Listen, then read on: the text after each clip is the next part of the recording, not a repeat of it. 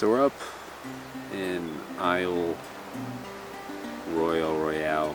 I'm not sure how to say it. And it's about 3 hours away in Lake Superior. It's the least visited national park in the United States. We're essentially in Canada, but the USF was like, nah, not Canada. It's fine. This is, I think, if say this ice were to freeze, moose could walk across it, which is how they got here from Canada. So clearly this is like in Canada. Get our brief from the rangers that pretty much say, yeah, big damn park, 2 wolves, 1,500 moose. There were a lot more wolves and a lot less moose at one point, but their wolves are basically inbred themselves to death. Here's your boat. No instructions really. Off you go, and discover some lighthouses along the way. So we've just been cruising around all day on our boat, going island hopping to island hopping. Tons. It's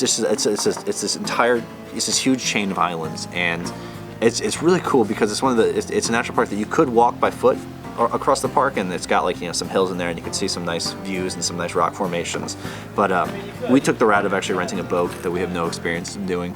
We've just been kind of flailing around in Lake Superior, trying to get from island to island, do some like scouting around. It feels like really, really untouched out here. Like you go to other national parks, you see a lot of people, you don't really see anybody. Like this, right? Yeah. Let my finger. It's incredibly isolated, so we're usually the only people on the entire island when we're exploring them. And these islands can be anywhere from like, I don't know, 500 feet wide to a couple of thousand feet wide, but they're not that big. There's just docks, and you roll up to the docks, you tie up, get out, and you just go explore these different trails. There's a historical site that it's a Edison fishery that actually still has caretakers. I believe does. I think they do. I don't know if they do business, but they do something there. Behind that, there's also the Rock Harbor Lighthouse. You also get to climb up into the abandoned lighthouse, like all the way up to the top where the lamp used to be.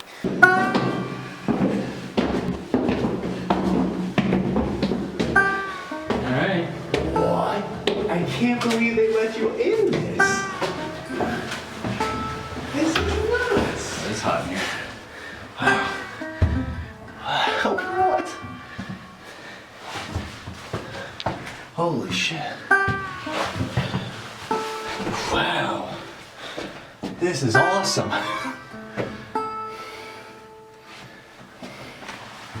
Once again, there was nobody there, so it kind of felt like you were breaking into something, but they ask you to just kind of like look around, explore, be respectful, close the door behind you, kind of deal. Oh, so when we're driving home from dinner, we actually get to see this a bald eagle, and it's not like a typical bald eagle where you just see it in the distance, a typical bald eagle, but like it's not like you're just seeing one perched. We're in the boat, and the bald eagle is like flying with us in the boat for like a good 2 or 3 minutes. So it is one of the most majestic scenes I've ever seen in my life. Tim has some very blurry pictures that we can probably show over, but I think you'll get the point. It was crazy to be there and just see this bald eagle fly over this majestic land while we're in this boat during, it's close to sunset, but just like this beautiful island while we drive. And I guess I have to say this part because Charlie, he's gonna go right after me. He's probably gonna give his perspective, and so will Alex. Well, he didn't crash. It was a near miss, and in hindsight, there was probably a lot of problems with us being allowed to be in operation of a boat, being that none of us have ever boated a boat. I think each of us thought we knew something somebody else did. It's like, oh, well, the problem is the Chuck's not. It's like, obviously, I got to start that one time. Let me do it. And then you get there and you're just yanking on this thing that's not working. So somebody else comes in. It's like, you idiot, the kill switch wasn't on. It's like, oh, duh. You put the kill switch on, thing doesn't start. I gotta speak lower because they're right over here. But we're sharing the island with, I would think to be 2 families on a fishing trip, and they have really nice boats. So we were trying to boat out of this dock, and Tim was boating. It was his first time boating. And he reverses out. He boats so good. It's like so good how he starts this boat. He starts the boat just fine. So I tried to switch it back to neutral, overshot it, and I think I flipped it into forward, which if we were trying to back away, now we are ramming, we are heading full speed into these 2 boats. everybody panics. So boat starts going the wrong direction. We're still accelerating towards the boat. Tim pulls the kill switch, which is the right play. However, boat just don't just stop. I'm like, I'm turning it off, and Alex and Charlie just like, no, you gotta go in reverse, it's not good enough to turn it off. But at that point, I already yanked the switch. The boat had no traction, so the boat just starts sliding into these boats. We put out our hands, we stopped it, and as we stopped, a near miss, roughly this much. I mean, we still physically touched their boat, but not our boat touching their boat. And the guy sitting on the dock who owned the boats just gave the most stone cold look. The man is just sitting there watching, and like, he knows we're doing bad boat. And we just had to,